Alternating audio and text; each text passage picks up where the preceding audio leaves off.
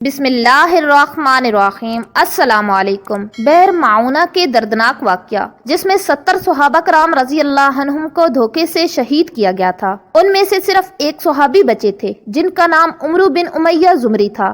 یہ ان کافروں سے بچ کر بھاگتے ہوئے واپس آ رہے تھے کہ ایک جگہ پر آرام کرنے کے لیے لیٹے تو دو بندے بھی وہیں آ کر لیٹ گئے۔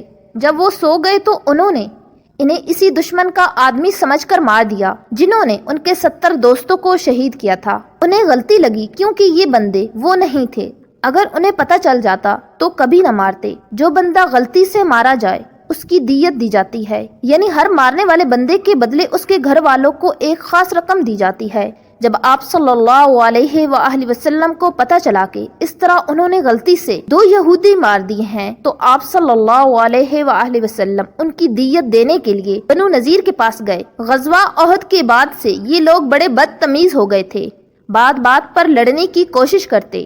شاید یہ سمجھتے تھے کہ غزوہ احد کے بعد مسلمان کمزور ہو گئے ہیں، لہٰذا جب آپ صلی اللہ علیہ وآلہ وسلم ان کے پاس گئے تو انہیں ایک مکان کی دیوار کے ساتھ بٹھایا اور انہیں کہا کہ ہم لوگ آپس میں مشورہ کر کے آپ صلی اللہ علیہ وآلہ وسلم کو بتاتے ہیں۔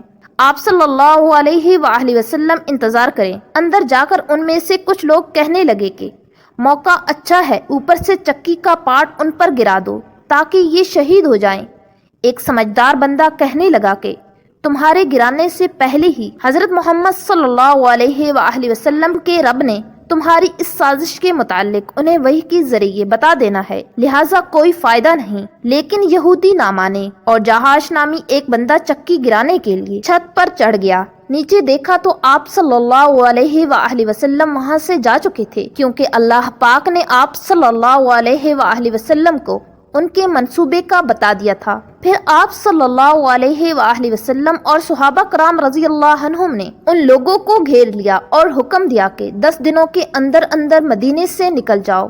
انہوں نے سامان پیک کرنا شروع کر دیا، لیکن بابا عبداللہ ان کے پاس گیا اور کہنے لگا کہ تم نے یہاں سے بھاگنا نہیں، میں تمہارے ساتھ ہوں۔ اس یقین دہانی پر وہ لوگ پکے ہو گئے کہ اب تو لڑ کر ہی ہٹیں گے۔ ان کی بستی کے پاس درخت تھے، وہ لوگ ان کے پیچھے چھپ چھپ کر تیر چلاتے۔ آپ صلی اللہ علیہ وآلہ وسلم نے حکم دیا کہ یہ درخت کاٹ کر جلا دیں۔ جب بابا عبداللہ نے آپ صلی اللہ علیہ وآلہ وسلم کو غصے میں دیکھا تو چپ کر کے بیٹھ گیا اور یہودیوں کی کوئی مدد نہ کی۔